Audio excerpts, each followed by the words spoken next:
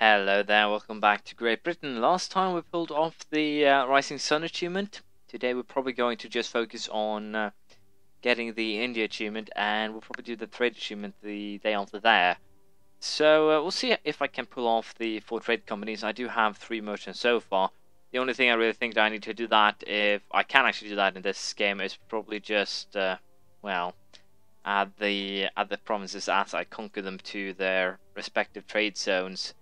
So again, it shouldn't really be that much of an issue, but we'll see. It will probably work out to my advantage down the line. Anyways, as I said, we're going to continue the war with Nepal, more or less, just for more land. And before we do that, though, of course, we have to wait for the course to finish. So we'll do just that, and we'll get ourselves ready for another war with Nepal.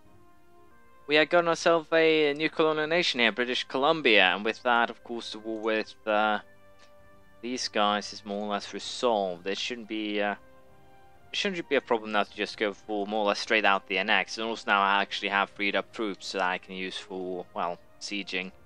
So we'll be adding provinces to British Columbia by, I think, colonization. But again, we're going back to waiting for the truces. I don't think I have to wait for any truces. I actually do. So guess we'll wait for the course then to finish, and then we're ready for another war. We'll see how it plays out. And while I'm at it, I should probably make a call of Kyoto as well. So with that done, we start another waiting game. We'll see what we end up with here. The truce with Nepal has run out, as you can see here. I also ended the war with the natives. Didn't really need to say anything there, I felt, so I didn't actually bother. We're going straight for Nepal here. We have quite a bit of admin power saved up now. And I'm pretty sure we can take everything along the border here, which should bring us decently close to getting India here. With that, we have taken all the coastal provinces once we take these two. And then we can also start picking on Taungu, Kachar, and Koch. So all in all, that should work out perfectly to my advantage. We'll go with the overseas exploration and or overseas expansion, I believe. I have no idea why I said exploration, but that doesn't matter. We are now ready for warfare, and as you can see, the Nepal actually has some issues on their own in terms of the revolutionary revolters, so we have to deal with them, I think, but it should be perfectly alright. My colony in Pune has disappeared, which is not that surprising, especially since I haven't actually placed any troops there. And these guys are stubborn people, so I don't think yeah, we'll just place a colony over here. Pit stop on our way over back to the Americas. I'm kind of running high on diplomacy power here. I'll have to wait till next year to take the next level of tech, unfortunately. But it doesn't matter, we have all the cardinals, we get a nice little tech bonus from that.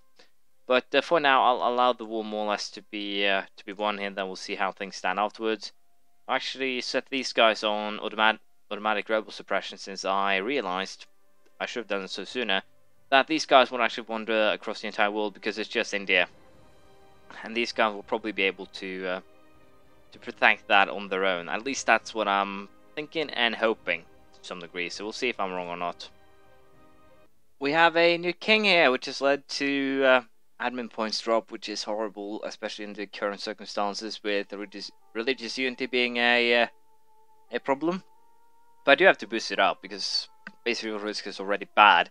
So definitely, if I want to do a lot of conquest in this area, I definitely need to take or finish the religious ideas, which I haven't, which is currently causing me a little bit of grief. So I should probably look into fixing that pretty soon. But for the time being, we'll allow war to continue. George 434 is the heir. I've been pretty lucky, I dare say, with my kings and emperors so far.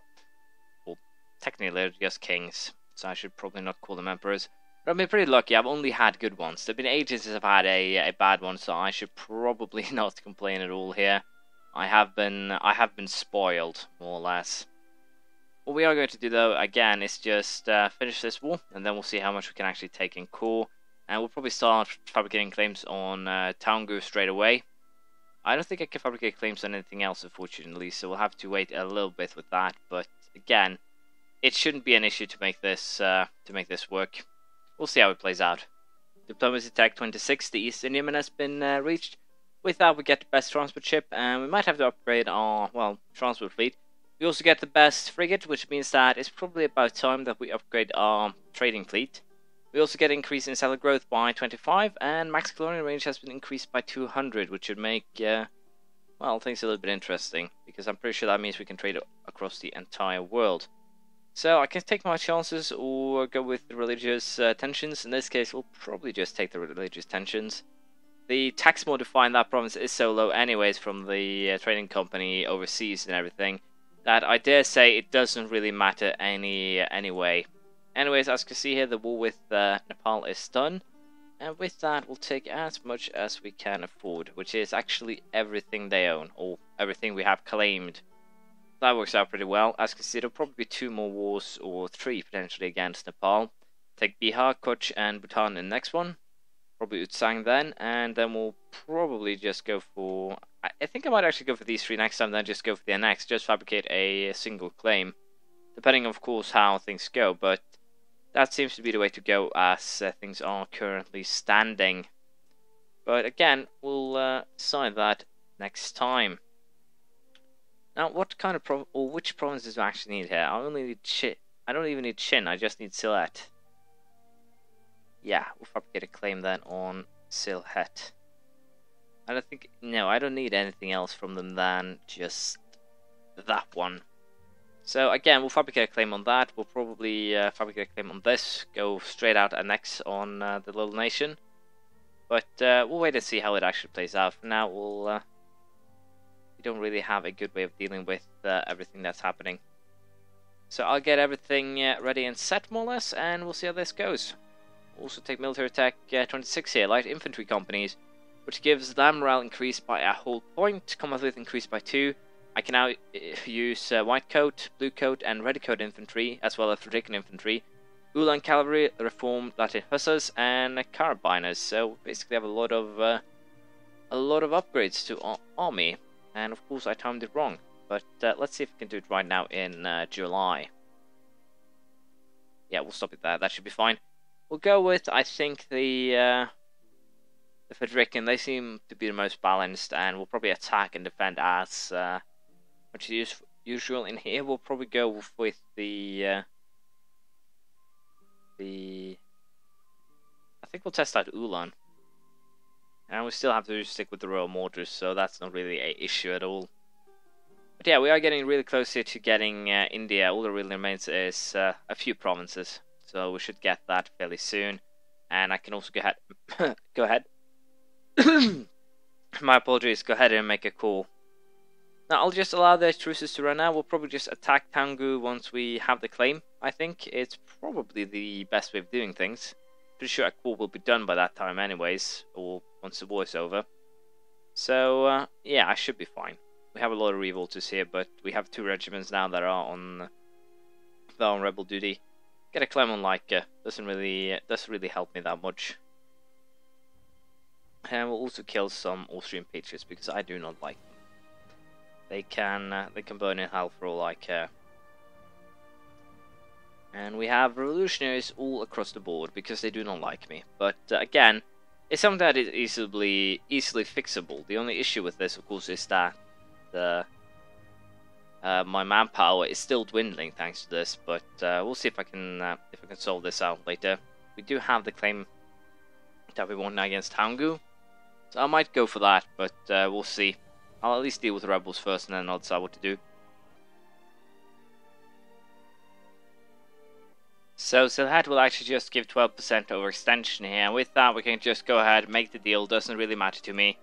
We'll be up at 99% here, but it's just below the limit here, and we'll probably get a claim on Kachar. But again, as I said, I'll probably just go straight out and X. And as it turns out, this is actually a limit here. So we'll figure that out. The problem, of course, is is Assam, since I do need to take their capital, which means I'll probably take these 2 provinces right here in the war.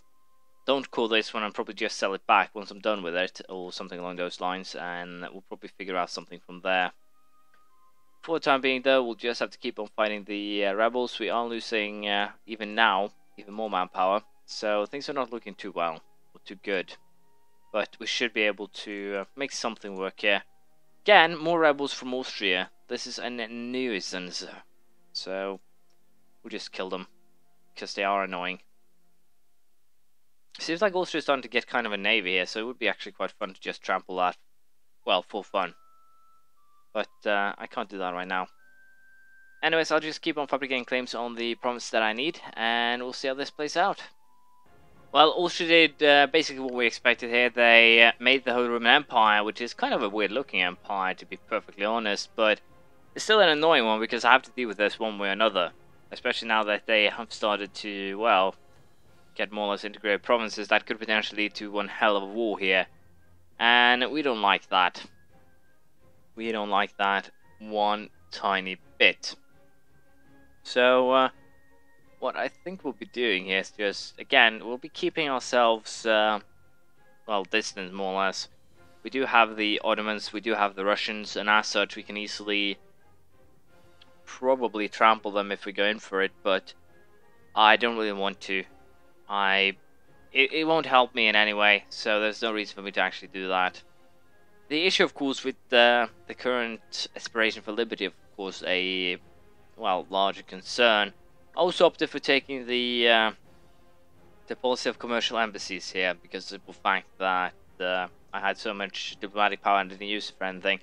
Should probably get a few other vassals or consider annexing my vassals, but yeah, it's a little bit disconcerting. As you can see, I'm making quite a bit of money from trade, so that is fairly alright. But again, I need to get rid of that aspiration for liberty that pops up with. Basically, they pop up with about the same amount of rebels that, well, everything else pops up with rebels. So if I get rid of that, it will lower the amount of rebels considerably. And as such, I could regain my manpower and start dealing with potentially the whole Roman Empire. For now, however, we'll just stick to a plan and play it careful, which means that I'll be not doing anything really. I'm pretty sure that once as you see, these things they pop up monthly more or less, or every second month, something like that. It's annoying as hell. But as I was saying, we'll probably wait for the truce to run up. Then we're going to go after Nepal here. I have no idea if having 0 overextension will actually help getting rid of this thing. It probably will, but we're still going to go after Nepal as soon as the truce timer runs out. And this is actually quite useful that Burgundy has declared the whole Roman Empire as a rival. That means they'll not ally them, which of course is a very good thing. Order is restored, finally! Good to know. Which means that I now have a ton of people that can do quite a lot of damage. And also this means, I believe that... No, I have a truce with these guys, don't I? Pretty sure I do. Yeah, I have a truce with them. So we'll wait until the 27th of April. Then we'll declare war. We'll see how it goes until then. Again, Russia decided to go a little bit stupid here. They want my provinces again. I think they've taken a mission that gives them a ton of claims, and they actually have. So it's kind of hilarious the changing of alliances that mission gives, but I'm pretty sure they took that mission. Don't I check it here? Let's see here. Nope. Have the mission to get a presence in India. So yeah, it's definitely them being all Ruski again and screwing me over. It doesn't matter. What we'll do here is declare war on Nepal.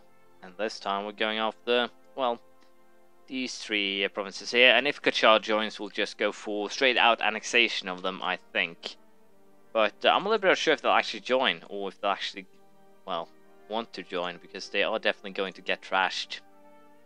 So they might be a little bit, on the fence about this entire experience, which it doesn't actually seem like they are. No, they actually are, so that's good. Of course, it's kind of bad since it could potentially lead to me having to attack, Toungu now, since they are actually at war with them. But it doesn't really matter. The end result will be exactly the same. So I'm going to go ahead here and quickly finish the war with Nepal, and we'll see how we stand after that.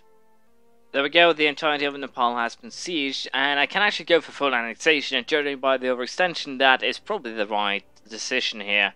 So we'll actually just go for full annexation, although we're missing 2 claims. It shouldn't be that much of a problem really in terms of costs. As you can see here, Bihar claimed, Koch claimed, Kathmandu not claimed, Ulsan not claimed. But all in all, it's not really that expensive, even so it should be perfectly alright. We are going to fabricate claims on these guys right away. We're going to take the Rang, because that is something that I need. And I believe I just need... I didn't really need Ulsan, but I needed to take it anyways if I wanted to annex Nepal. So yeah, we're going to need both of these provinces, and that is basically about it. What we'll do before we leave today is go ahead here and add some more provinces to the trade company and see if I can get this one to become a dominant as well.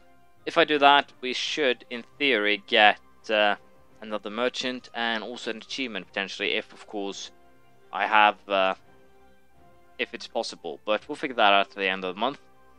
There we go. The achievement did not fire, so I'm pretty sure you need a new blank save to do this. So we'll figure that out next time. Anyways, we'll fight Koch and Kachar if they still exist next time. If not, we'll go after Taungu. And we'll probably get Master of India once and for all. Then we'll go after the Trade Hegemon, which shouldn't actually be an issue. It's fairly simple. Attack Persia, drag Oman into this, take Hormuz and Aden, attack Asa, take Malacca, win. So that's basically the gist of it. Anyways, we are going to end it here. Thank you for watching. Please leave a comment, praise, criticism, anything you feel like, and hopefully I'll see you around next time. Bye.